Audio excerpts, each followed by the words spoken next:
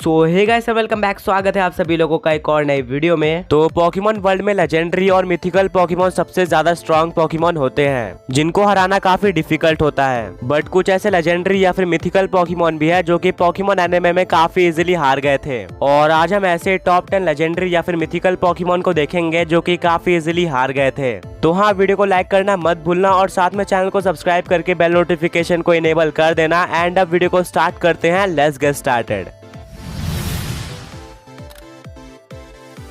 Start करते हैं number 7 के साथ। Number 7 Articuno versus Mewtwo. तो ये बैटल पोकेमॉन एनिमे में नहीं बल्कि पोकेमॉन ओरिजिन्स में होती है, जहाँ पे रेड म्यूटू को कैच करने के लिए सेरुलियन केव में जाने का फैसला करता है और फिर रेड अपने लैप्रेस का यूज करके वहाँ पे पहुंच जाता है, जिसके बाद उसको म्यूटू दिखता है, जिससे बैटल करने के लिए वो सबसे पहले अपने गेंगार को भेजता है, जिसको म्यूटू इजिली डिफीट कर लेता है। बट उसके बाद रेड अपने लेजेंडरी पोकेमॉन यानी कि आर्टिकुनो को भेजता है और फिर उसको ब्लिजार्ड यूज करने का ऑर्डर देता है, जिसका म्यूटू पे कोई भी इफेक्ट नहीं होता क्योंकि वो रिकवर का यूज कर लेता है। जिसके बाद म्यूटू आर्टिकुनो पे कंफ्यूजन मूव का यूज करता है और इस एक ही मूव का यूज करके वो आर्टिकुनो को डिफीट कर देता है, यानी कि आर्टिकुनो इस मूव से 1 हिट नॉकआउट हो जाता है, जबकि वो मूव आर्टिकुनो पे सुपर इफेक्टिव भी नहीं था। और इसके बाद रेड अपने चार्जार्ड को भेजता है जो कि मेगा इवॉल्व होने के बाद म्यूटू को डिफीट कर देता है और फिर रेड अल्ट्रा बॉल का यूज करके म्यूटू को कैच कर लेता है। तो हाँ, भले ही सामने म्यूटू था बट फिर भी एक लेजेंडरी पोकेमॉन का सिर्फ और सिर्फ एक ही मूव से डिफीट होना काफी ज्यादा इलॉजिकल चीज है और एटलीस्ट आर्टिकुनो को थोड़ा और बैटल करना चाहिए था, बट फिर भी सामने म्यूटू था, इसलिए नंबर 7 पे आता है।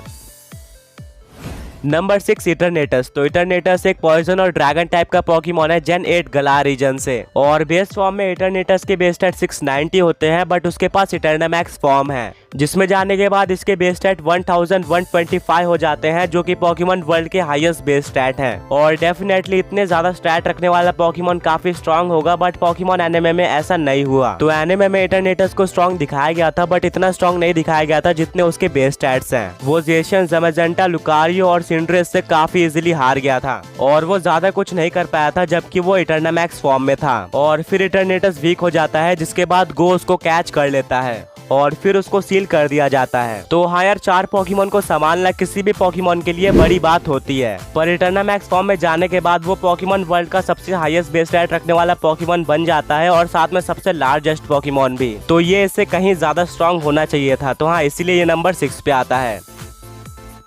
और number 5 Latios versus Pikachu. Well, ये battle Pokemon Diamond and Pearl के एपिसोड 189 द सेमीफाइनल फ्रंटायर में होती है, जहाँ पे टोबियास और ऐश की बैटल होती है और टोबियास का सेकंड पोकेमॉन लाटियोस होता है और ऐश का लास्ट पोकेमॉन पिकाचू होता है। बैटल के स्टार्टिंग में लाटियोस पिकाचू को डोमिनेट कर रहा होता है, जहाँ पे लाटियोस गिगा इम्पैक्ट का यूज करके पिकाचू के सारे अटैक को डॉज कर रहा था और आगे जाके पिकाचू और लाटियोस दोनों के बीच में टाई हो जाता है। बट इस बैटल में लाटियोस के ऊपर पिकाचू ने सिर्फ और सिर्फ 2 या फिर 3 ही अटैक यूज किए थे। सबसे पहला था थंडरबोल्ट, जिसको पिकाचू ने क्लोज रेंज से यूज किया था और फिर लास्ट में पिकाचू आयरन टेल और वोल्ट टैकल का कॉम्बिनेशन यूज करके लाटियोस के साथ टाई कर देता है। तो हाँ, लाटियोस काफी इजीली डिफीट हो गया था, बट उसने ऐश के बाकी पोकेमॉन से भी डैमेज लिया था।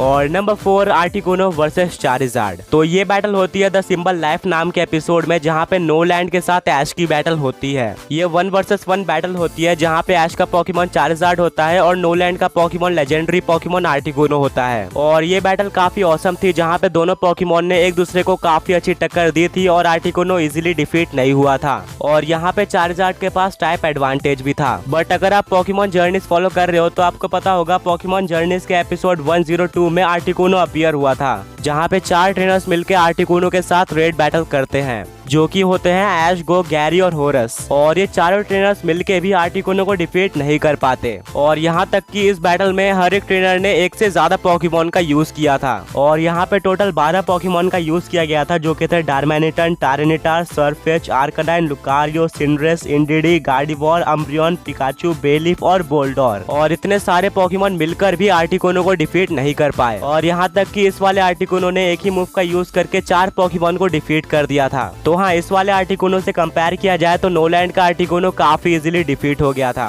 और उसको अकेले चार्जार्ड ने हरा दिया था, बट यहाँ पे 12 पोकेमॉन मिलके भी आर्टिकुनो को नहीं हरा पाए। Number 3 Pikachu versus Regice. तो ये बैटल ब्रैंडन वर्सेस ऐश में होती है, जहाँ पे ब्रैंडन का लास्ट पोकेमॉन रेजाइस होता है, वहीं पे ऐश का लास्ट पोकेमॉन पिकाचू होता है। और बैटल के स्टार्टिंग से रेजाइस पूरी तरीके से पिकाचू को डोमिनेट कर रहा होता है और वो पिकाचू को बर्फ में फंसा के रेस्ट मूव का भी यूज कर रहा था, जिससे उसकी एचपी रिकवर हो रही थी। और यहाँ पे रेजाइस को बैटल फील्ड का भी एडवांटेज था, क्योंकि वो पूरी तरीके से बर्फ से बनी हुई थी और रेजाइस एक आइस टाइप पोकेमॉन है, बट फिर भी लास्ट में पिकाचू वोल्ट टैकल का यूज करके रेजाइस को डिफीट कर देता है। तो वहाँ इतने सारे एडवांटेज होने के बाद भी एक लेजेंडरी पोकेमॉन पिकाचू से हार गया और उसने पिकाचू से पहले किसी भी पोकेमॉन से डैमेज नहीं लिया था एंड वो रेस्ट अटैक का भी यूज कर रहा था, जिससे उसकी पूरी एचपी रिकवर हो जा रही थी, बट फिर भी वो हार गया, जिससे पिकाचू ने अपने फर्स्ट लेजेंडरी पोकेमॉन को डिफीट कर दिया। और नंबर 2 गो का स्वीकून। तो गो ने स्वीकून को कैच किया था पोकेमॉन जर्नीज के एपिसोड हीलिंग द हीलर में। तो स्वीकून कोई बैटल तो नहीं हारा था, बट इस एपिसोड में इसको बहुत ज्यादा वीक दिखाया गया था, जहाँ पे कुछ पोकेमॉन हंटर्स मिलकर स्वीकून को पकड़ने की कोशिश करते हैं और आगे जाके वो नेट का यूज करके स्वीकून को पकड़ भी लेते हैं। मतलब उन्होंने लेजेंडरी पोकेमॉन को सिर्फ और सिर्फ एक नेट का यूज करके पकड़ लिया और फिर स्वीकून को बचाने के लिए गो स्वीकून के ऊपर पोकेबॉल फेंक के उसको पकड़ लेता है और फिर आगे जाके गो स्वीकून की काफी हेल्प करता है, जिससे स्वीकून को गो के ऊपर भरोसा हो जाता है और फिर वो गो के साथ जाने का फैसला करता है। तो हाँ यार, स्वीकून को इस एपिसोड में काफी वीक दिखाया गया था, जहाँ पे कुछ हंटर्स ने सिर्फ और सिर्फ एक नेट का यूज करके उसको वीक कर दिया था।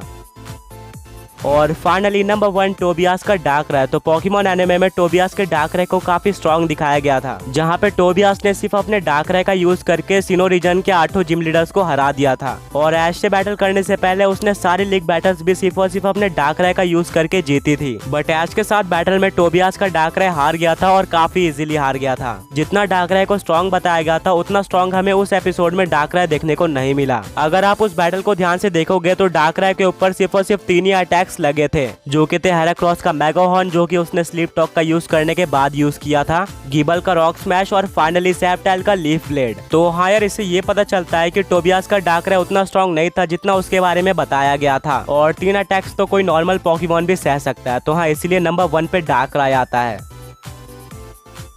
वेल गाइस, यही था आज के इस वीडियो में। अगर आपको वीडियो पसंद आई है तो लाइक करना मत भूलना और साथ में चैनल को सब्सक्राइब करके बेल नोटिफिकेशन को इनेबल कर देना।